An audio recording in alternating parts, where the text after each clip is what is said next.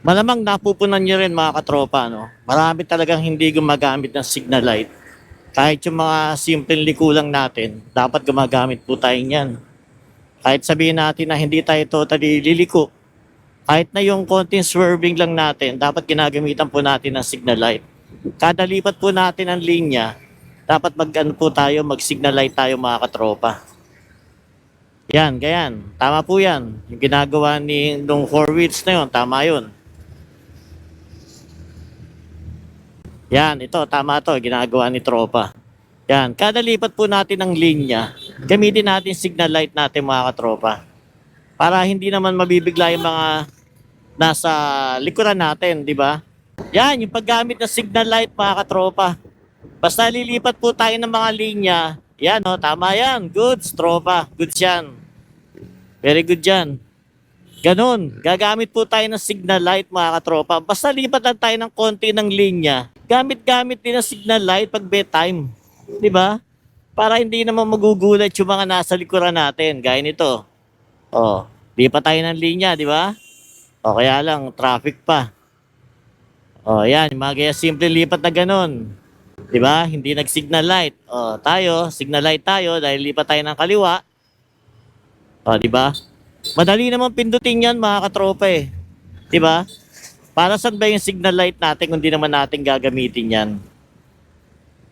Basta may plano tayong lumipat ng pwesto, signal light tayo. 'Di ba? Pwede naman siguro dito paalam lang tayo.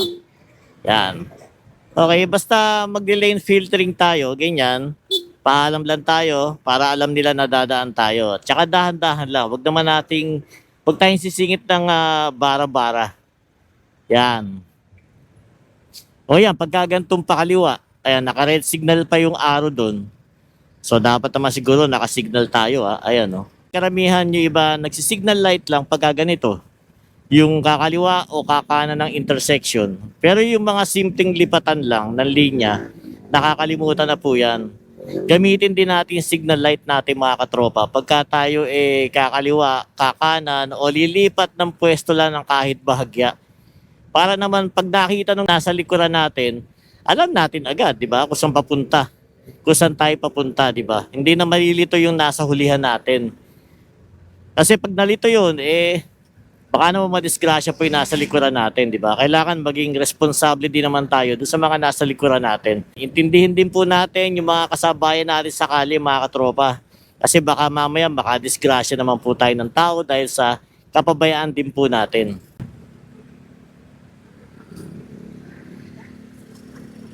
Yan. Di ba? Wala signal light, oh. Di ba? Kailangan signal light kahit na konting linya lang yung lilipatan natin.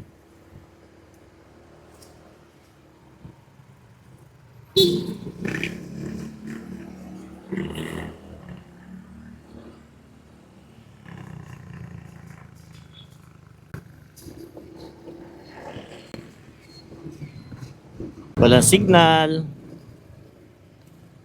Kusina. Naka-signal. Good. Kusina. Maluwag naman, so pwede tayong pumasok doon sa bandang kanan. 2 lanes naman to kung tutuusin eh.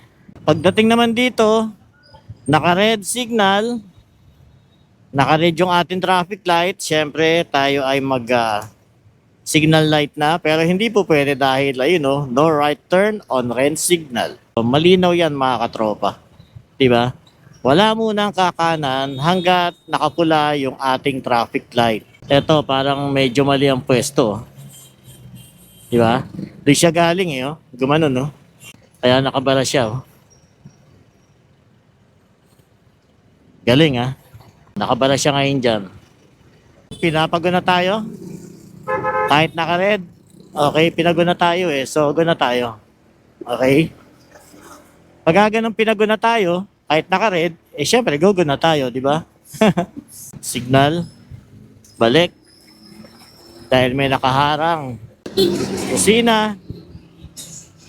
Ito yung pinaglabanan shrine, D1 ng 1896. Tagal na yan dyan, Ayan, Si Kuya, nandun na sa yellow box, Yung mga ganyan, ang lalakas ng loob, Para bang ano, parang exempted sila sa mga huli. Pagka ganyan, paunahin na natin. Huwag na tayo may pag-unahan po at dalawa yon. Baka tayo ma-sandwich. Alam niyo mga katropa, mas madalas po natin gamitin yan, yung mga busina, signal light, mas madalas po tayo niyan makakaiwas sa mga disgrasya. Ito lang yan mga katropa, magkadikit lang po yan, yung signal light, ayan, at saka yung ating busina. Ito, ayan, di ba? So madali lang pong gamitin yan, ayan, di ba? Yung konting pindot na yan mga katropa, malaki po ang pakinabang nun sa atin. Malaki po silbi nun mga katropa. Malaki po magagawa nun. Kaya wag natin siyang panghinayangang gawin. Signal light, ayan, pag meron tayo sa likod, signal light tayo para alam niya kung saan tayo pupunta. Busina, bago pumasok, ayan, di ba? Madali lang naman po, di ba? Kasi minsan nakakalimutan talaga natin yan Basta takbo lang tayo ng takbo. Basta mga ganito, busina, di ba? Para at least alam niya, merong sasakyan na parating dito sa kanyang tagiliran, dito sa kanyang kaliwa, di ba? Pag meron tayo lalampasan, busina. Kasi baka biglang pumasok po sa kanan yun. Di ba? Kukunin lang po natin yung atensyon nila para hindi po sila mabigla kung ano yung mga ginagawa natin sa likuran nila. Ano naman, kung maya tayo magbusina.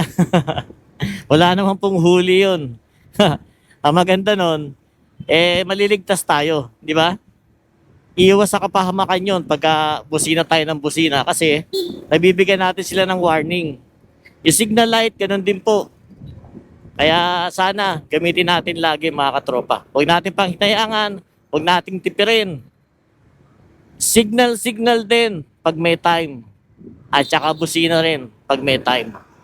Ayan diba? So wala siyang busina, diba? So mabibigla na lang tayo. Ayun, sabay singit ng walang signal light. Yun. Huwag tayo ganon mga katropa. Alam niyo na kung anong tawag doon. Bahala na kayo. Sige, yun lang po mga katropa. Ingat tayo lahat at syempre, ares po sa inyo mga katropa. Yan wala rin signal light. Yun Diba? Wala rin siya signal light. Basta singit lang siya. Diba?